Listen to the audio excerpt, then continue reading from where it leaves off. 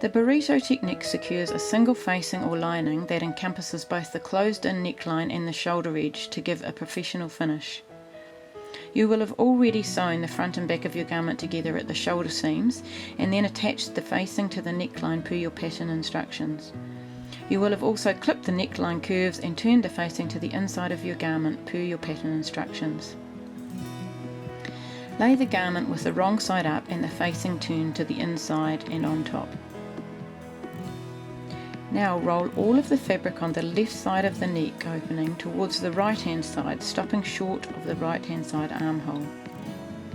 Now take the right hand armhole edge of the facing and flip it back over and underneath the fabric roll so that it comes out the bottom, right side up, to align with the right side of the bodice armhole opening.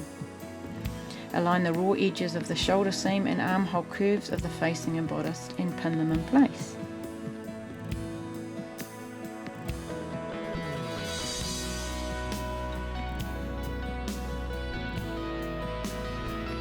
Now sew a 1 cm or 3/8 of an inch seam around the armhole curve as shown.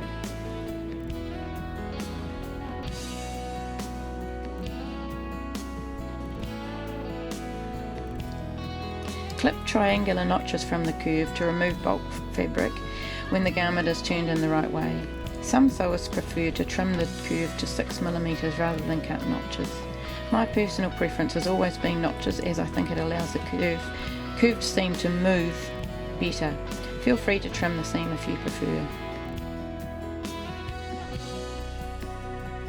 Pull either the back or front of the bodice through the other side via the finished shoulder.